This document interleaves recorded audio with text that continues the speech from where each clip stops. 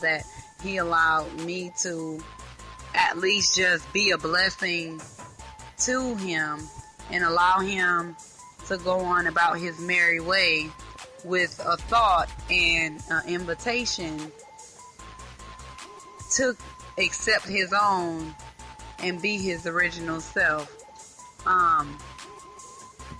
But suffice that, and I wanted to go into this topic because some of you may be like, well, what exactly is modesty?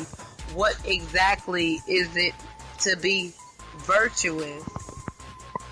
What does it mean to be chaste? And how do you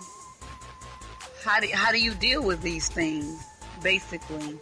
So, I mean, I'm going to begin with a section out of Message to the Black Man by the Honorable Elijah Muhammad titled The Black Woman. Yes, he has an entire section just for us. And if you have been following me for the past year or so, you know that I've spoken on this in the previous one of my previous Save Our Women and Girls broadcasts. I also went to this, but I'm going to return back to that subject because it is the black woman. It is the woman that needs reform. It is us. If the Honorable Elijah Muhammad says 75% of his work is with the woman, then that means majority of his work is with us. And majority of us, being that the majority of the work is with us, we have to be willing to accept correction. We have to be willing to accept a new way of life. We have to be willing to obey a new law that may guide us into the best of morals, that may guide us into be queens, that may ultimately guide us into be in the circle of gods, that should produce scientists like the scientist Shabazz and others. And we're taking the whole purpose of Master Farad Muhammad coming is to take off this old man and put on something entirely new. And trust me, brothers and sisters, I don't care what anybody says. For anybody to make you think that this life is all fun and games and it's all peachy and you ain't gonna have no problems, that's somebody telling you about the following the ways in the life of Satan. But when you're trying to follow the ways of God, Allah God, and you're trying to do righteousness, he said the road is very straight and very narrow, and only few will find themselves along that path. It's not said exactly that way in the Bible, but I'm paraphrasing here. So we have to understand that in order for us to take off the old woman, we have to be willing to put on the new woman. So we have to take off this booty shorts wearing, breast out, always have to attract, just all the attention on our bodies. And let's cover up our bodies and let's give them nothing except what is in our minds. And that will create a revolution within these brothers that we have. And that will stop this doggish behavior. Because if we start setting better examples, we will ultimately bring up a very new and a brand new generations. And 5 or 10 generations after us will be beautiful manifestations of what we could be as far as grandparents and great grandparents, when we see our children and their children's children raising their children and raising their seed from the seeds that we've pointed in them, then we can see ultimately generations down the line that ultimately we can and will become a new and perfect people. But this section, the black woman. The black woman. The woman is man's field to produce his nation, If he does not keep the enemy out of his field, he won't produce a good nation. If we love our vegetable crops, we will go out and turn up the leaves on that vegetable stalk and look carefully for worms that are eating and destroying the vegetable, and we will kill that worm, right? Again, we will go out into the cotton field and look for enemies of our cotton and try to kill that enemy. We study poisons and chemicals of the earth, and we pour these chemicals on the enemies of our crops to keep the enemies from destroying them. We love a crop that we can produce every year, every season, so well that we will kill every enemy that we find seeking to destroy it. We will even kill one another if we find the other out there trying to steal that crop. Is not your woman more valuable than that crop of corn or crop of cotton, that crop of cabbage, potatoes, beans, tomatoes, what have you? How much more valuable is your woman than these crops that you should keep the enemies from destroying the crop? Yet you are not careful about your women. You do not love them. Why? It is because you have allowed visitors to run in and out of your house.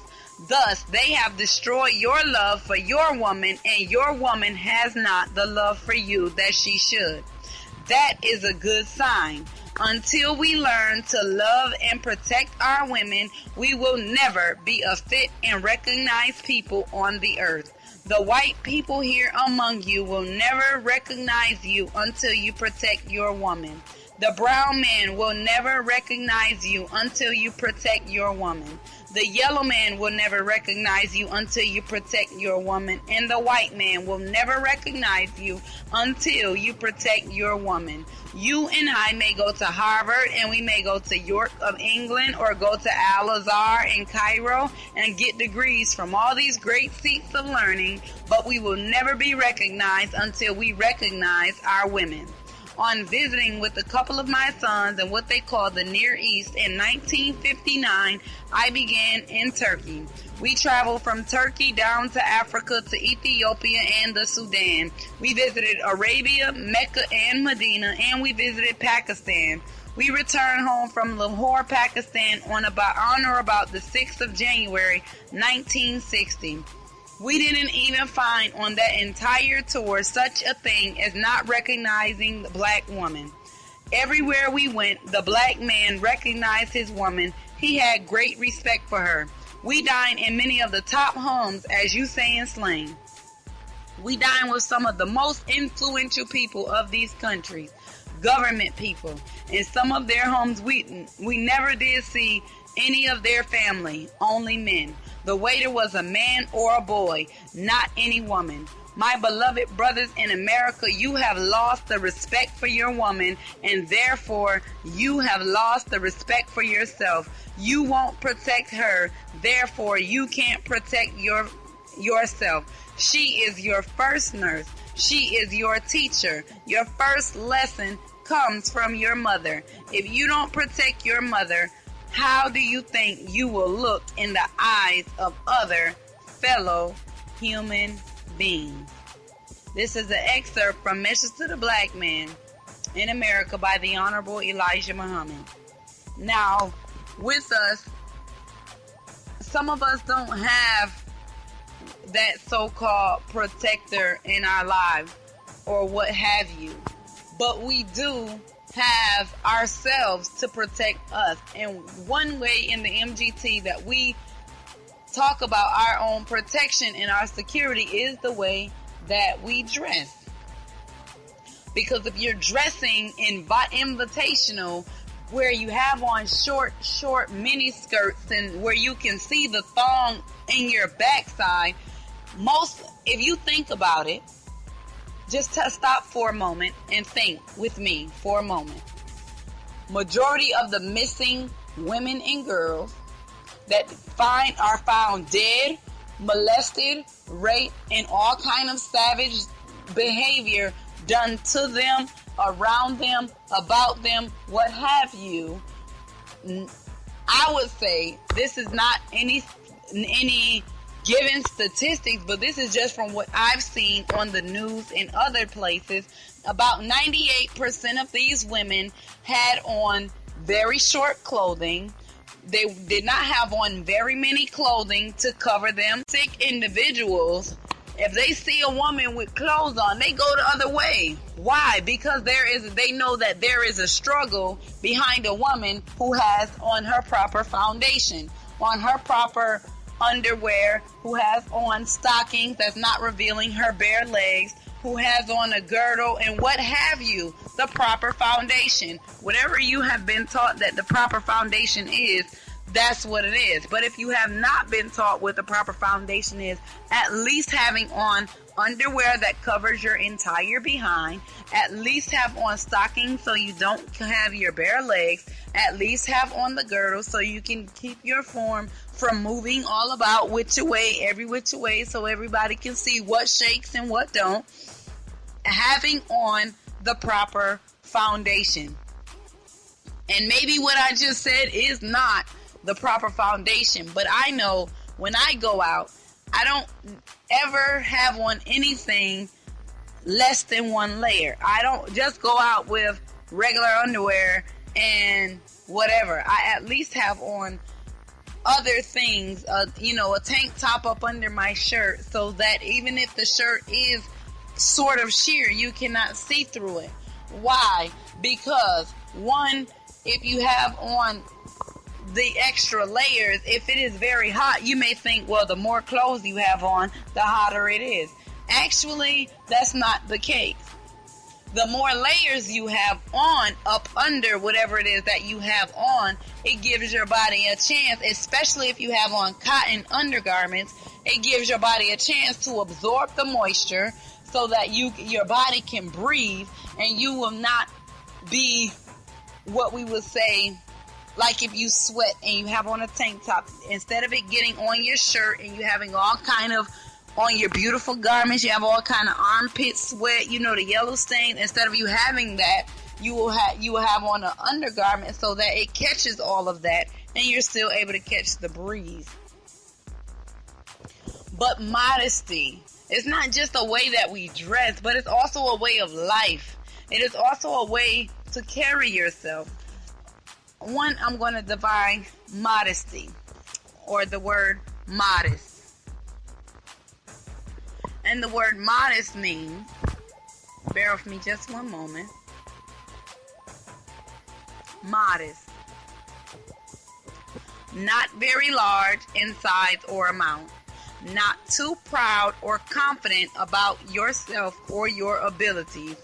Not showing or feeling great or excessive pride. Not showing too much of a person's body. Placing a moderate estimate on one's ability or worth. Neither bold nor self-assertive, tending toward diffidence. Arising from or characteristic of a modest nature. Observing the proprieties of dress and behavior. Decent. Limited in size, amount, or scope. Example, a family of modest means. Unpretentious. So you can say that's being moderate, or not showing too much of your body, or not being bold or self-assertive, or not being more than what you are, or so to speak. Or we could say the word, as it said in the definition of modesty, unpretentious. But some of you may not know what unpretentious means. Unpretentious means not having or showing the unpleasant quality of people who want to be regarded as more impressive, successful, or important than they really are. Free from ostentation, elegance, or affection.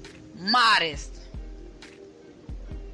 Genuine. Some of the synonyms are genuine, honest, sincere, and true. So you have to ask yourself, what does that mean? That means not trying to live beyond your means. That is not trying to keep up with the Joneses or the Williams or the Edwards. That is living a life that you can be proud to say that, yes, I may not have it all, but what I do have is valuable. What I do have is modest. And what I do